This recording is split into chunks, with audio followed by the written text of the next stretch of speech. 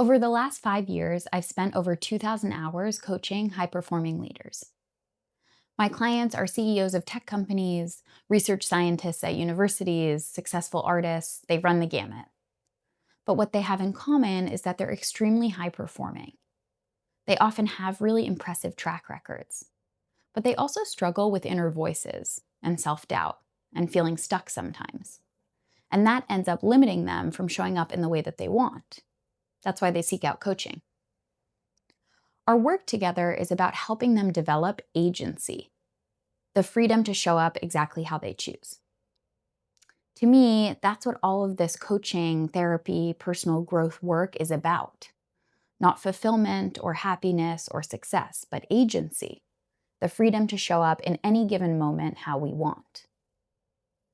You see, we all have unconscious rules that govern our behavior. Psychologists call these schemas, and they operate outside of our conscious awareness, affecting our feelings and our actions without us even knowing it. An example of an unconscious rule that one of my clients recently uncovered is, I'm afraid that if I share my real dreams, people will laugh at me.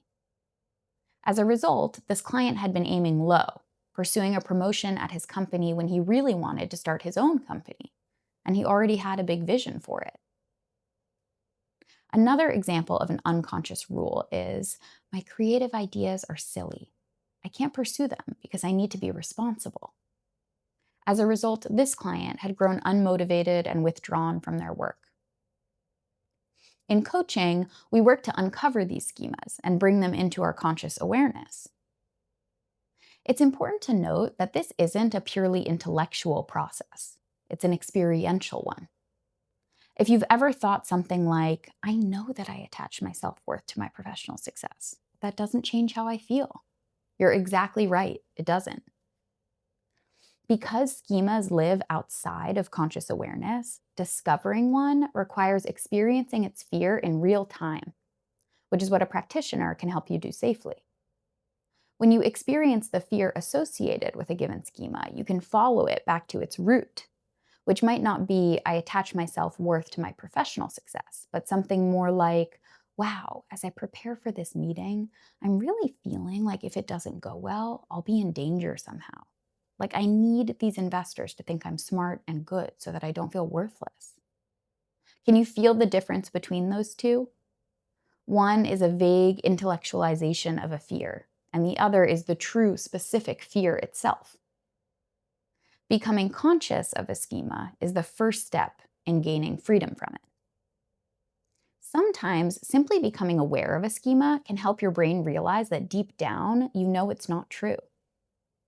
Neuroscientists call this mismatch detection, a process where your brain detects a conflict between the schema you're currently experiencing and other knowledge it already possesses that contradicts it. This is what happened with the client I mentioned before. Once he said aloud, I'm afraid that if I share my real dreams with people, they'll laugh at me. He was quiet for a while. And then he said, I didn't realize I was really afraid of that. But now that I'm saying it aloud, I'm realizing that building this company is worth it to me. I care more about giving this a real shot than I do about avoiding being laughed at. Other times, becoming aware of a schema isn't quite enough to gain freedom from it. And we need to create other opportunities for the brain to reveal deep knowings about yourself and the world that contradict your schema. There are many ways practitioners do this. For example, visualization or certain styles of questions. So let's say the client I mentioned didn't have that realization right away. I might have asked him, what do you know about yourself and courage? Or had him visualize himself 10 years from now accepting an award from his new company. Or inquired about other areas of his life where he puts himself out there. These might create opportunities for the brain to reveal any knowledge it has that contradict the schema that's holding him back. Once you become aware of the unconscious rules governing your behavior, you can then seek out deep knowings that contradict those rules and help you gain freedom. All of this work freeing yourself from your unconscious rules is in service of agency, like I said before, in service of you being able to show up how you want. So in coaching, we also spend time exploring what you really want, what 80-year-old you would look back on and be most proud of. This is typically where we start the coaching process. And then we get really honest about where your actions are aligned with what you're saying you want and where they're not. It's typically where they're not aligned that we find the underlying schemas. So that was a lot of information.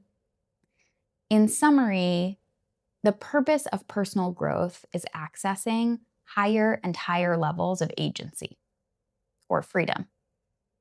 We do this by uncovering rules that live outside of our conscious awareness and making them conscious. We then create opportunities for the brain to reveal deep knowings about yourself and the world that contradict your schemas, which helps you gain freedom from them. And then we use that newfound agency to move towards the things that you really want. Simple, right? I know not everyone feels this way, but I just feel so amazed by how the mind works. It's working really hard to protect us. And while that can be frustrating sometimes, it's always able and willing to change and grow when it feels safe to do so. And I'm totally enthralled by that process. So I'm going to post some additional videos showing examples of my clients going through this process, which will be more concrete and might really resonate with you. So check them out. Thanks.